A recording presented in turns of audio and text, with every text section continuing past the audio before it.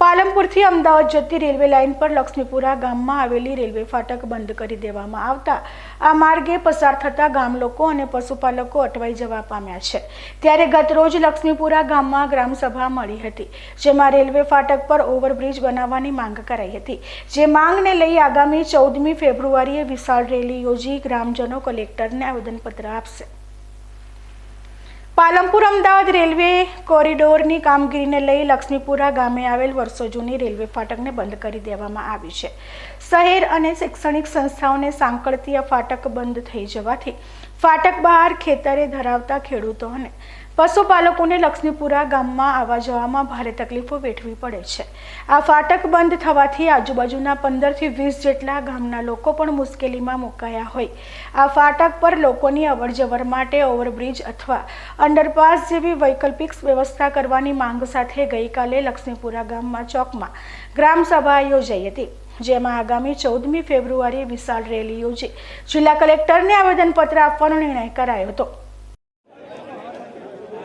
લક્ષ્મીપુરા ગામની અંદર પશ્ચિમ અને પૂર્વ તરફ અવર જવર કરવા માટે વર્ષોથી જ્યારથી રેલવે લાઇન નાખવામાં આવી ત્યારથી ત્યાં ફાટક ઉપરથી લોકો અવર જવર કરતા હતા, વાહનો પણ ત્યારથી અવર જવર કરતા હતા। પૂર્વની ભાગમાં દરેક શૈક્ષણિક સંસ્થાઓ વર્ષોથી છે।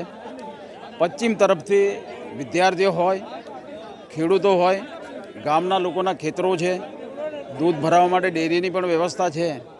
એ આ જ રસ્તે 169 ફાટક ઉપરથી અવરજવર વર્ષોથી કરતા હતા। ડીએફસી કોરિડોર લાઇન નાખવામાં આવી ત્યારે રેલવે વિભાગે આ બાબતે કોઈ ધ્યાન ઉપર લીધું નથી અને અમારો જે ઓવરબ્રિજ અથવા અંડરબ્રિજ અવરજવર કરવા માટે કરવો જરૂરી હતો એ આજની તારીખ સુધી છેલ્લા 1.5 વર્ષથી ફાટક તાત્કાલિક બંધ કરવામાં આવી છે। ખાસ કરીને ગામ લોકોએ એ વખતે એવું વિચાર્યું હતું કે અમારો ઓવરબ્રિજ તાત્કાલિક બની જશે, પણ આજે 1.5 વર્ષ થયું છતાં પણ એ ઓવરબ્રિજ બનાવ્યો નથી। સરકારે એના માટે કોઈ કાર્યવાહી કરી નથી। એટલે આજે લક્ષ્મીપુરા ગામમાં તમામ ગ્રામજનોએ સભા કરી કલેક્ટરશ્રીને આવેદનપત્ર અગાઉ પણ ઘણી વખત આપ્યા છે, મુખ્યમંત્રી સુધી રજૂઆત કરી છે। આવનારા સમયમાં 14 તારીખે કલેક્ટરશ્રીને આવેદનપત્ર આપવાના છીએ। ગાંધી ચિંધ્યા માટે ઉગ્ર આંદોલન થશે। રેલ રોકવી પડે તો રેલ રોકવાના પણ કાર્યક્રમો થશે અને સરકાર ઝડપથી આ કામ નહીં ચાલુ કરે તો જે પણ કામ કરવું પડશે, ચૂંટણીનો બહિષ્કાર કરવાની પણ ગામ લોકોએ વાત કરી છે। તો આવનારા સમયમાં આ ગામના મતદારોનો હક ન છીનવાય એ માટે સરકાર જાગૃત થઈ જે 169 ઉપર ઓવરબ્રિજ બનાવવાનું કામ છે એને તાત્કાલિક મુખ્યમંત્રી હોય કે એમના પ્રતિનિધિ તરીકે કલેક્ટર ખાતરી આપે એવી સૌ ગામ લોકોની માગણી છે। લાંબા સમયથી રેલવે ફાટક બંધ હોય અંતિમ વિધિ સહિત રોજિંદા જીવનમાં ભારે મુશ્કેલીઓનો સામનો કરનારા ગ્રામજનોએ રેલવે ફાટક પર બ્રિજ બનાવવાની માંગ સાથે લડત આપવાનો નિર્ણય કરાયો હતો, જેમાં માંગણી નહીં સંતોષાય તો ગાંધી ચિંધ્યા માર્ગે આંદોલન કરી ધરણા, રેલ રોકો આંદોલન સહિત લોકસભા ચૂંટણી બહિષ્કારની ચીમકી ઉચ્ચારવામાં આવી છે।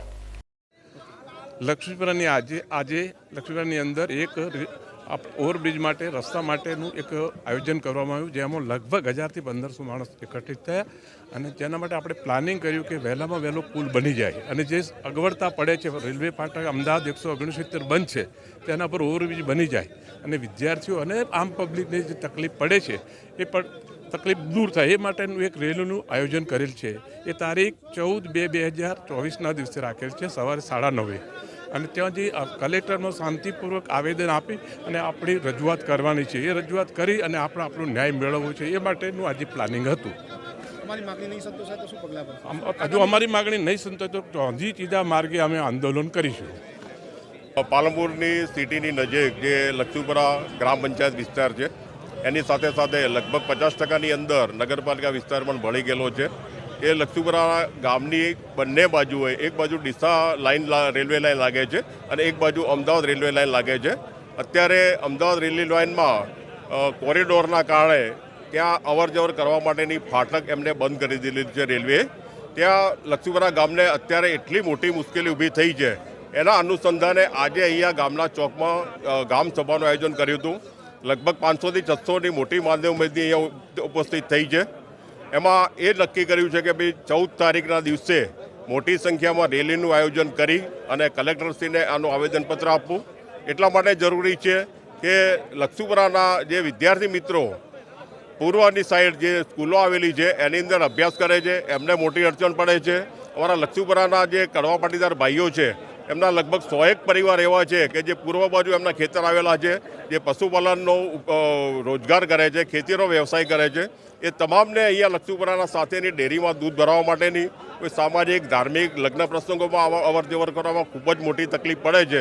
એટલા માટે ઘણી વખત રજૂઆતો કરી, 1.5 વર્ષ પહેલાં કલેક્ટરશ્રીને પણ આવેદન આપ્યું હતું, પણ એનું કોઈ પરિણામ હજુ મળ્યું નથી.